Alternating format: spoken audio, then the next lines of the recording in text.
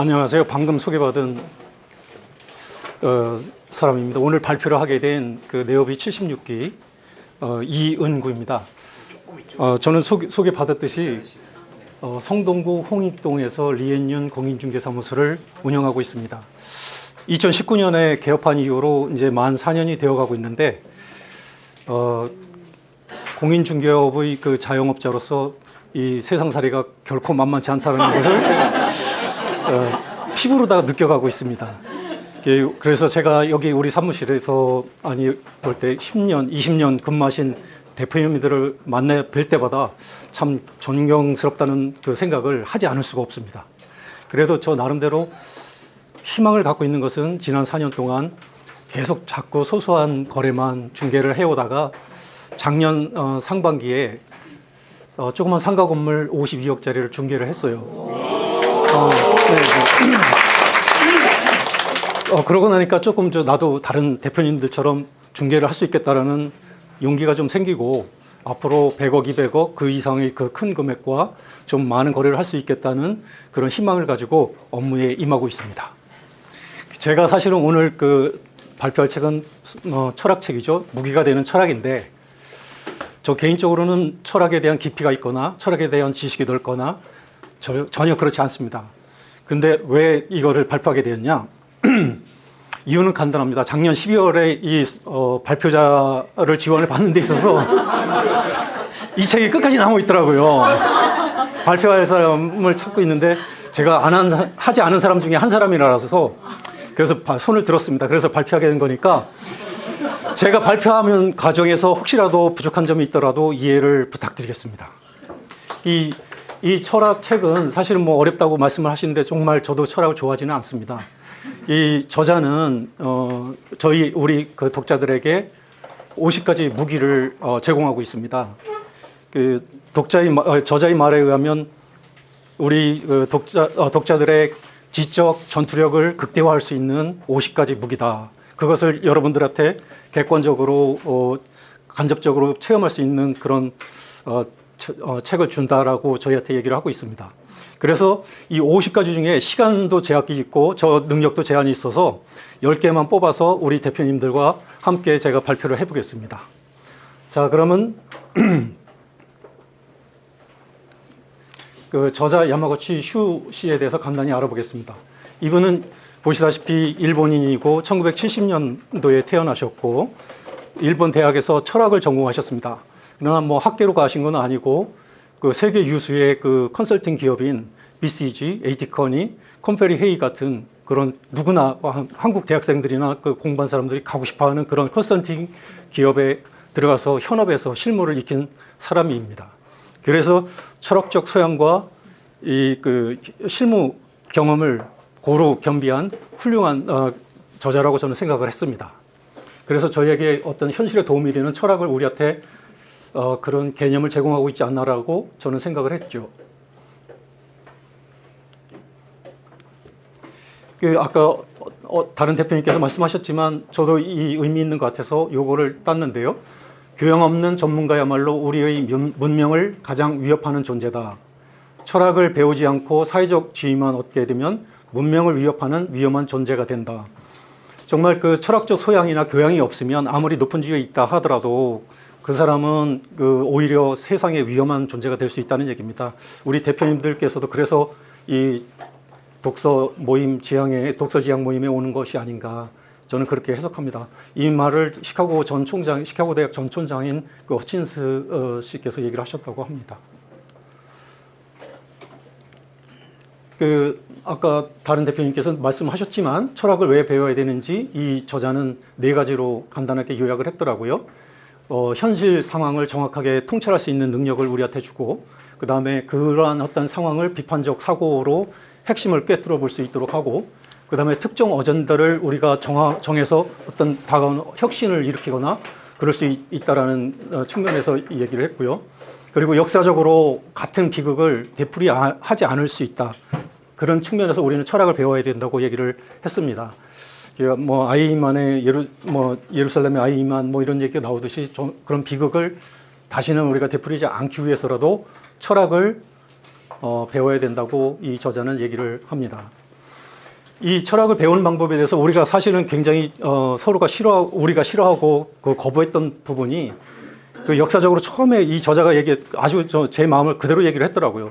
처음에 들어가면 너무 고리타분하고 힘들고 그냥 덮어버리고 싶은 그런 마음이 있었는데 그게 말하자면은 구태연한 그런 철학을 우리가 배우지 않았나라는 생각이 들었습니다. 그래서 이 저자는 어떤 역사적으로 이 서술한 게 아니고 시간축 목차로 한 게 아니고 현실에 쓸모 있는 그 철학 부분만 뽑아서 철학의 영역까지 포함해서 우리에게 제시하고 있습니다.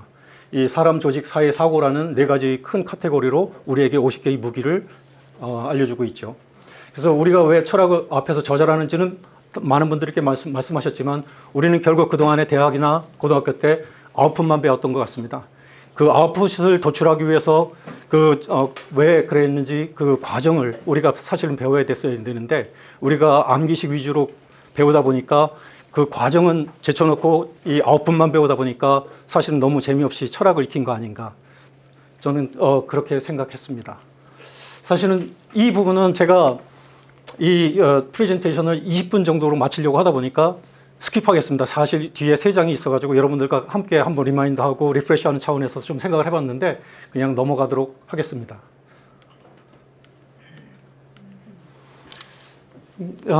첫 번째 무기를 한번 살펴볼까요? 여우는 결국 포도를 먹지 못하고 이렇게 중얼거리며 돌아갔다. 저 포도는 엄청 신 게 분명해. 저런 걸 누가 먹겠어? 고급 프렌치 레스토랑에 갈 필요 없어. 파스타 체인점이면 충분해. 이 키워드 생각나시죠? 바로 르상티망입니다. 첫 번째 무기가. 우리가 한번 활용해 볼 수 있는 부분이 있다고 생각이 되어서 뽑았는데요. 르상티망이라고 하면 시기심이라고 보통 얘기를 하죠. 근데 그것은 질투와 원한과 증오와 분노와 열등감 모든 그런 것을 다 포함한 짬뽕한 그런 개념이라고 보면 되겠습니다. 그러면 우리 사람이 르상티망을 어떻게 해소하느냐? 이 저자는 우리에게 2가지 방법으로 해소한다고 얘기를 합니다. 그 해소 방법은 르상티망의 원인이 된 가치 기준에 예속되거나 종속되는 방향으로 해서 우리는 해소하는데 그 예가 우리가 명품 가방을 사고 뭐 고급 시계를 사고 고급 자동차를 삼으로써 우리의 그 르상티망을 해소하는 방법인데 이것이 정말 우리가 원하는 방향으로 가는지는 모르겠다는 것이죠. 두 번째로 르상티망의 원인이 된 가치 판단의 그 역전을 통해서 우리는 해소한다고 합니다. 열등감을 용기와 행동으로 해소하는 것이 아니고 대신 반대의 가치 기준을 주장한다는 것이죠. 우리가 앞에서 본 여우가 포도를 못 따먹으니까 저 포도 분명히 싱거울 거야. 우리가 프렌치 레스토랑에 못 가니까 파스타 체인점이 더 좋은 거야. 이렇게 이제 말하는 가치 역전을 통해서 나름대로 우리가 하지 못하는 것에 대해서 가치 역전을 통해서 우리가 해소한다는 것입니다. 뭐 경제적으로 능력이 안 되면 결국 그런 거죠. 우리 고급 아파트 사지 못하니까 저쪽에 그냥 뭐 싼 데서 하지 왜 돈 많은데 돈방석에 눌러 앉아 있어. 이거 비슷한 거라고 생각합니다. 그래서 이거는 저자가 얘기하듯이 이게 인간의 인식 능력과 판단 능력의 왜곡될 가능성이 있고 그 다음에 우리가 정말 그 풍요로운 인생을 보내는데 이게 도움이 되느냐? 그렇지 않을 수 있다는 것이죠. 우리가 중개 업무를 하면서 여러분들께서 고급 아파트나 고급 주택가에서 중개를 할 경우 그 다음에 저가 주택가에서 중개를 할 경우에 이 르상티망을 잘 이용하셔가지고 고객 응대를 하시면은 계약으로 이루는 더 빠른 길이 아닐까라는 생각도 해보게 되었습니다. 다음에 이 사진을 보시게 되면은 좌측에 마르틴 루터 킹이라는 목사라는 분이 지금 대중 앞에서 연설하는 장면입니다. 생각나시는 키워드가 있으실까요? 두 번째를 보시면 아리스토텔레스의 설득이 3요소인데 로고스, 파토스, 에로스, 에토스 이 3가지가 결합되어야 우리가 사람을 설득할 수 있다는 최선의 방법이라고 아리스토텔레스는 설파했습니다. 결국은 키워드는 수사학, 레토릭입니다. 아리스토텔레스는 이 레토릭에서 아까 말씀드린 대로 논리, 그 다음에 말하는 사람의 윤리성, 도덕성, 그 다음에 그 사람의 열정이 있을 때 정말 사람을 내가 원하는 대로 움직일 수 있다는 그것이 이제 레토릭이죠.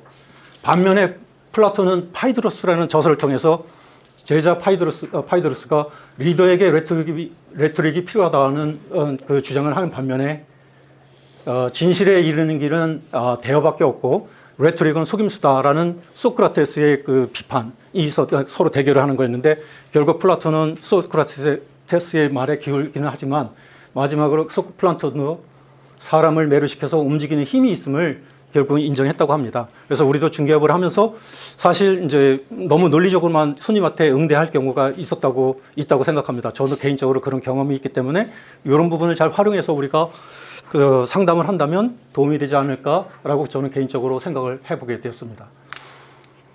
이 그림을 보면 이제 우리가 생각나시는 키워드가 있으면 좋겠습니다.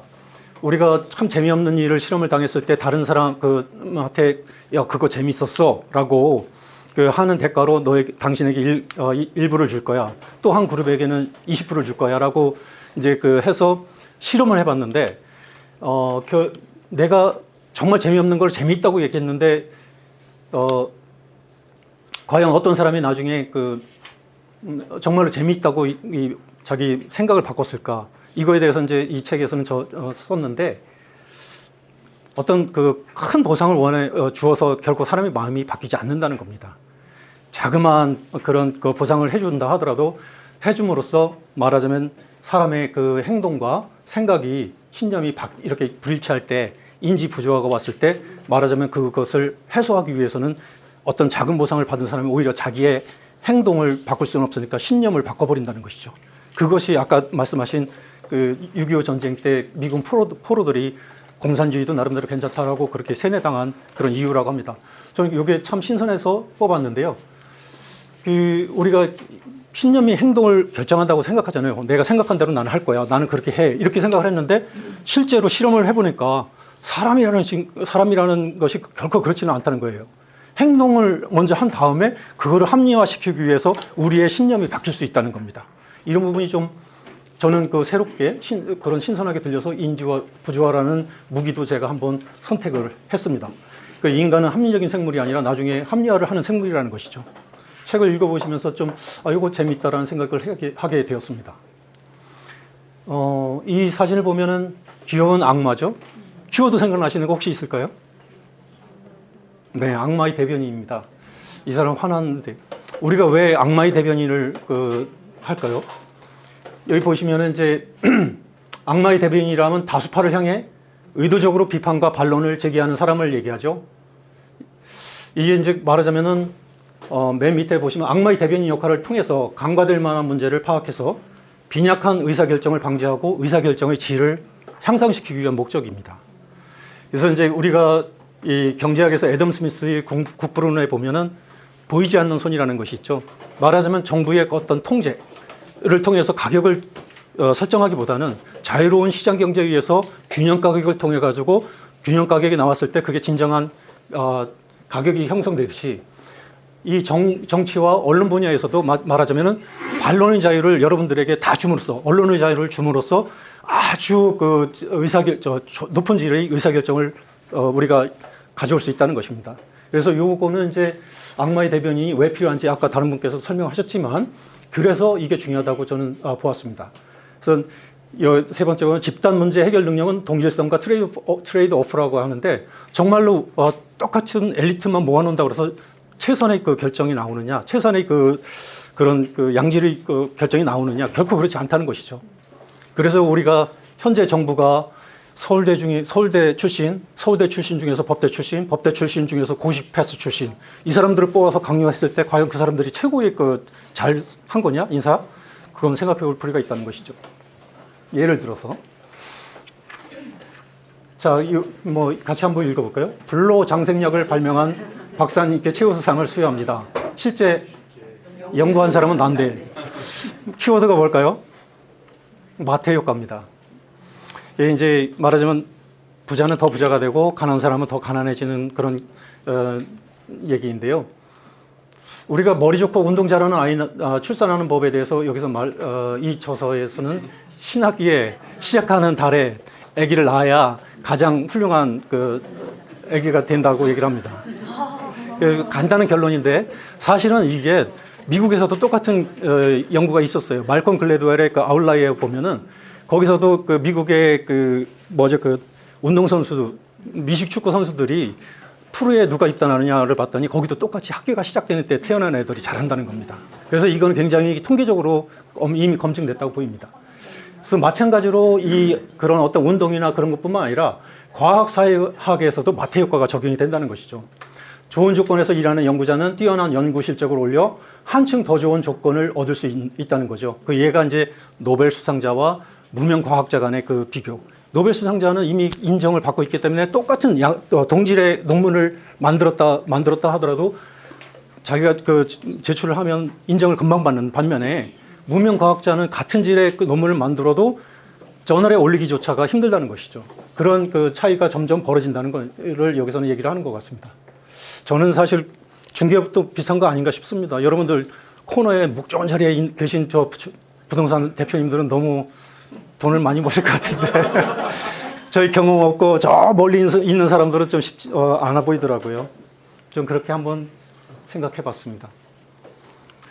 이 그림을 보시면은 생각나는 거 혹시 있으실까요? 한 사람이 떠나고 있죠. 예, 요거는 이제 그 키워드가 파라노이아, 스키조프레니아입니다. 이 도망치는 거를 말하죠. 사실은 우리한테 생각해 볼 그런 시간을 주는 것 같습니다. 우리가 과연 이 파라노이아나 스키조프레니아는 어떻게 보면 병적인 그런 거를 얘기를 할 텐데 여기서는 아이덴티티를 구분하고 있습니다. 우리가 일반적으로 사실은 예찬하고 그래도 존경하는 그런 분, 언론에 많이 나오는 분들이 대부분 파라노이아들이 저는 많았다고 봅니다. 외길 50년, 뭐 한우물에서 30년, 뭐 등등 해가지고 큰 사람들이 성장해서 CEO로 되거나 이런 사람들을 다 파라노이아형이라고 볼 수가 있겠습니다. 일관성 있고 알기 쉬운 인격, 알기 쉬운 인생이죠. 그다음에 한 곳에서 했으니까 정규형이고, 뭐 자기의 계속 쌓아온 거니까 축적형이고. 그렇지만 이런 사람들은 세상 평판을 너무 두려워하고 그다음에 다른 데로 옮겨가는 것에 대해서 약하다는 것이죠. 우물쭈물한답니다. 그래서 오히려 이런 사람들은 용기와 강인함이 없다는 거예요. 그래서 지금같이 변화무쌍한 현대사회에서는 오히려 스키조프레니아형이 더 어울린다는 겁니다. 그래서 고정적인 아이덴티티에 속박되지 않고 언제든지 도망갈 수 있는 도주형이고 뭐 어떤 지식에 의한 그 축적형 이론에 의하기보다는 직감에 의해서 바로 움직일 수 있는 형. 그 다음에 용기가 있어서 바로 도망칠 수 있는 형. 이런 형태가 오히려 지금은 맞는다는 거죠. 그래서 여러분들도 과연 내가 어떤 형태인지, 어떤 형인지, 아이덴티티가 어떤 형인지 한번 살펴보실 기회가 되지 않을까 싶습니다. 자, 이제 이 사진을 보면 저울을 들고 있는데 이 저울을 들고 있다는 공정이나 공평이라는 의미를 담고 있겠죠. 키워드가 무엇일까요? 여기에도 뭔가 피해자를 비난하는 그런 게 있는데 제가 보기에도 이것도 한번 살펴볼 만해가지고 제가 올려놨는데 세상은 공정, 정의롭고 안전해서 나만 제대로 하면 공정한 결과가 있을 것이라는 믿음을 갖는 것. 이게 바로 공정한 세상 가설이죠. 우리가 사실은 초등학교 때부터 학교 다닐 때 열심히 하면 될 거야. 열심히 하면 잘 살 거야. 부지런하면 잘 살 거야 하는데 결코 그렇지 않다는 거예요. 그거 어떻게 보면 이게 사람을 미치게 만들 수도 있는 겁니다. 고시 공부 뭐 몇십 년을 해도 안 되는 사람 있잖아요. 그래서 이제 여기 보면은 이 말콤 글래드웰의 노력 원리주의가 사실은 사람을 힘들게 할 수 있다는 거예요. 세계 최고가 절대 될 수 없다는 겁니다. 이 문제점은 여기 책에서 저자가 얘기하는 거는 반대의 추정을 할 수 있다는 거죠. 그렇게 안 된 거는 네가 잘못했기 때문이야. 노력을 안 했기 때문이야. 그리고 네가 예를 들어서 앞에서 보듯이 네가 치마를 짧게 입고 다녔기 때문에 성추행을 당한 거야. 뭐 이런 그 비난을 할 수 있다는 것이죠. 그래서 자업자득하고 인과응보 뿌린 대로 거둔다. 오히려 이런 그 합리화시킨다는 거예요. 이런 쪽으로. 두 번째 문제점은 사회나 조직을 원망하게 만들 수도 있다는 거예요. 그래서 인생을 망칠 수도 있다는 거죠.